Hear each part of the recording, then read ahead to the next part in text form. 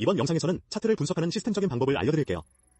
7년이 지난 지금 제가 차트를 어떻게 보는지 제 관점을 공유하겠습니다. 경험 많은 트레이더는 차트를 어떻게 볼까요?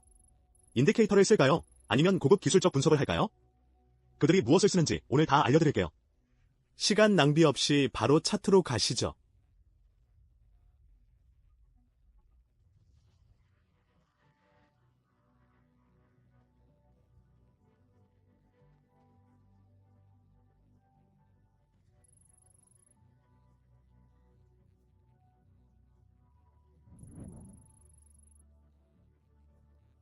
그 차트의 특성, 캐릭터리스틱스는 무엇일까요?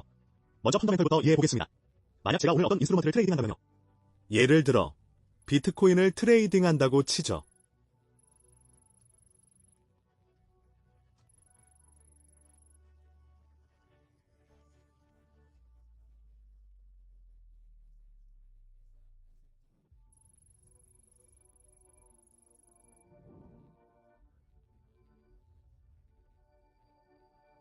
시장이 무너지고 달러가 무너질 때 골드 가치가 급등하는 것처럼요.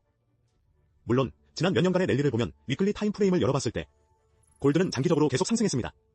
만약 장기적으로 우상향만 하는 인스트루먼트를 트레이딩한다면 제 입장에서는 일이 훨씬 쉬워지죠. 비트코인 예시를 보면 지금 저는 숏포지션을 보고 있어요.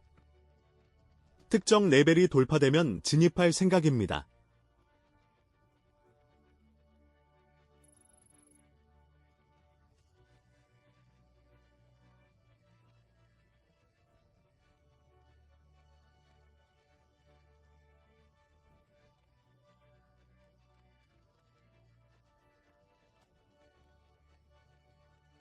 전체 사이클을 상세히 설명한 영상이 있으니 그것도 확인해보세요.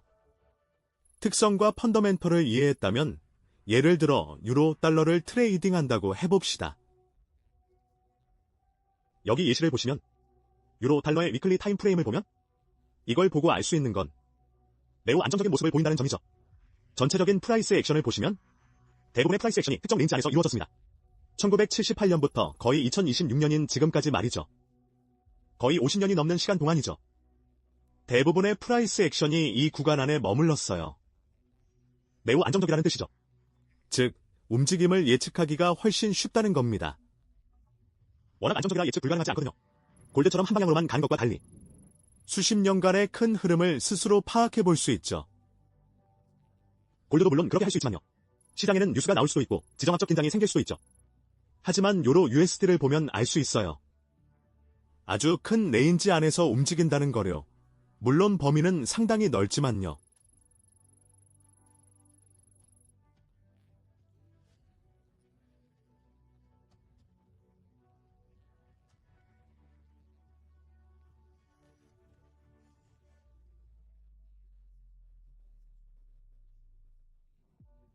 그 다음으로 제가 이해하고 싶은 건 유로 USD의 상방 혹은 하방 움직임을 무엇이 결정짓느냐 하는 거죠?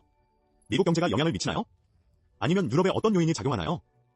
전 안 해봐서 모르겠지만 거래한다면 꼭 알고 싶을 거예요. 반면에 골드에 대해서는 잘 알죠. 왜냐하면 저는 지난 3년간 골드를 거래해왔으니까요. 그래서 그 특성이나 성향을 파악하고 있는 거죠. 지지선은 어디고 왜 골드가 오르는지 같은 것들 말이죠. 골드를 팔아야 할지 혹은 어떻게 대응해야 할지. 거래를 하려면 펀더멘털을 공부해야 하니까요.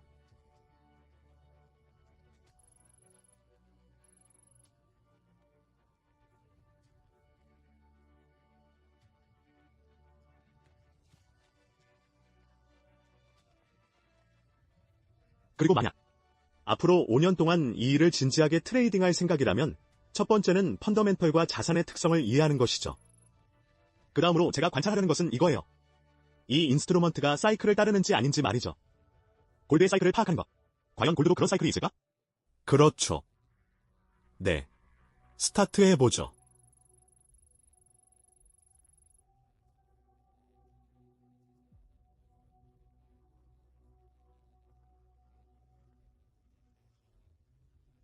사람들은 주식시장에 투자하는 걸 좋아하니까요.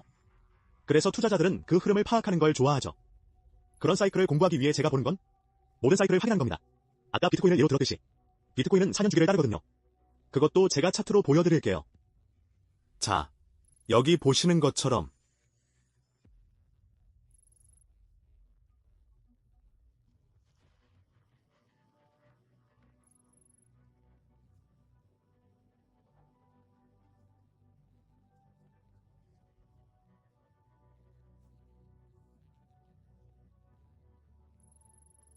과연 골드도 금리 사이클을 따르는지 말입니다.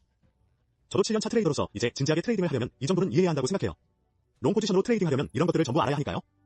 다른 트레이더들의 의견은 다를 수 있겠지만 제 생각엔 이 과정이 필수적입니다. 그 다음 세 번째, 바로 테크니컬 어널러시스 단계로 넘어갑니다. 테크니컬 어널러시스를 할 때 제가 보는 건 이 인스트루먼트가 어떤 세션을 따르고 어떤 세션이 가장 큰 영향을 미치는지입니다. 기본적으로 타임 오브 더 데이를 이해하는 거죠. 특정 인스트루먼트의 가장 중요한 시간대가 언제인지 말이에요. 골드의 경우 뉴욕 세션이 가장 중요합니다. 비트코인은 아시아 세션이나 뱅크 홀리데이에도 움직이죠. 조금씩 움직임을 주거든요. 예로 버스트를 보면 런던 세션 때 아주 좋은 무브가 나옵니다.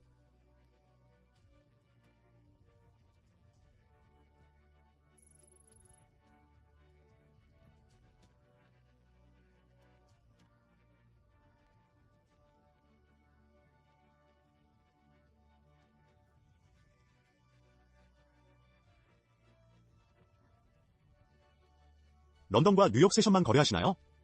당연히 우리 인도 표준 시간대를 기준으로 보면 두바이 시간대와도 잘 맞기 때문이죠. 그리고 아시아 세션은 우리에게 너무 이른 새벽 시간대니까요. 전반적으로 아시아 세션에선 큰 무브가 잘 나오지 않기도 하고요. 최근 3개월 동안은 아시아 세션에서도 꽤 큰 무브가 나오고 있습니다. 그건 최근 긴장 상황과 아시아 국가들이 달러 대비 골드를 매수하고 있기 때문입니다. 그런 이유로 이런 현상이 발생하는 거죠. 하지만 전반적으로 제가 보는 기준은 이렇습니다. 자, 이제 보세요. 당신의 역할은 트레이더입니다. 당신이 원하는 게 수익인가요? 트레이딩을 제대로 해야죠. 시장이 움직이지 않는데 억지로 거래하려고 하면 결국 손실만 보고 멤버십 비용만 날리게 됩니다. 특정 인스트루먼트를 분석하려고 합니다.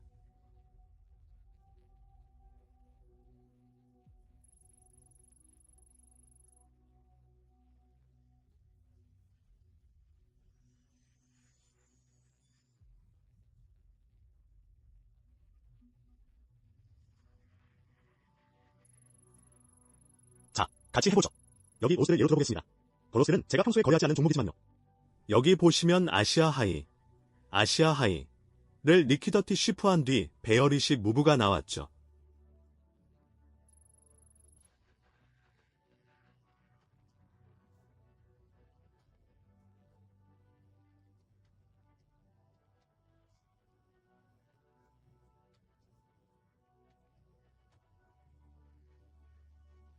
여기 보시면 아시아로를 리퀴더티 쉬프한 뒤 불리시 무브가 나왔네요. 여기서도 아시아로를 리퀴더티 쉬프한 뒤 불리시 무브가 나왔고요. 그 다음 여기를 한번 볼까요? 여기 아시아로가 수입된 후 불리시 무브가 나왔고 프라이스가 지지를 받았죠. 그 이후에는 여기서 쉬프 후 하락이 나왔고 여기서 우리가 확인해 볼 수 있는 건 바로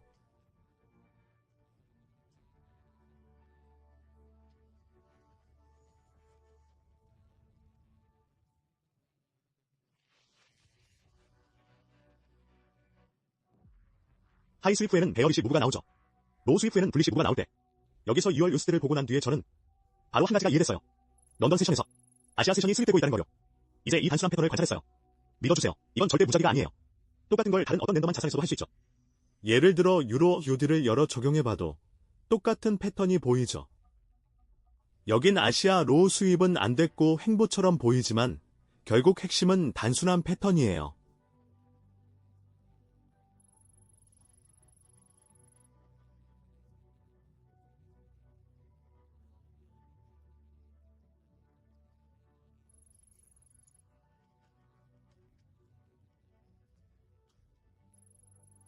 제 첫 번째 기준이 될 겁니다.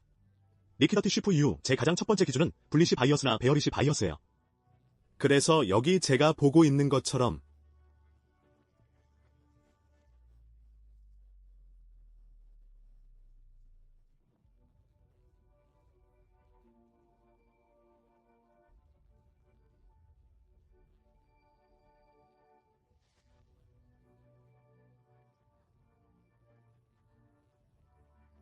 여기서 그 중요한 지점을 체크해둡니다. 세 번째 기준은 가격이 반응하는 지점을 확인하는 거죠. 여기서 저는 가격이 반응하는 걸 확인했고 먼저 그 방향성을 체크해야 해요.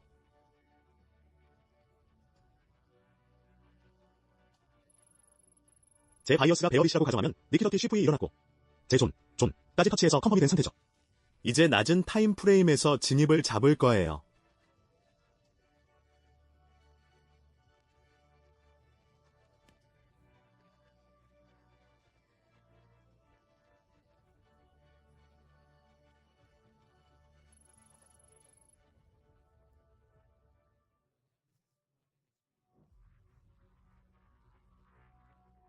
이걸 관찰할 수 있는 지식이 생긴 거죠.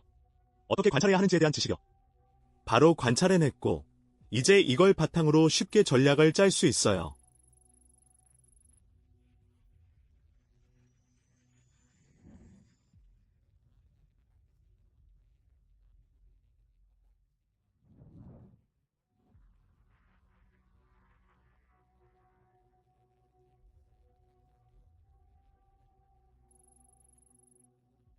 백테스팅을 어떻게 해야 하는지 상세한 영상을 만들게요. 이 동일한 전략을 어떻게 백테스트하는지 우리 2월 USD로 전략을 만들어서 제가 어떻게 하는지 직접 보여드릴게요. 이렇게 기본적인 기준을 하나 만들었어요. 리퀴더티는 확인했고요. 하이어 타임 프레임도 확인했죠. 타임 윈도우도 확인했어요. 엔트리 마드를 만들었고요. 리스크 리워드 레이쇼도 간단히 설정했고 스톱로스 기준도 정했어요. 그리고 간단하게 2월 USD로 이제 전략이 완성됐어요. 제가 차트를 보는 방식은 이래요. 거의 7년의 경험을 거쳐서요.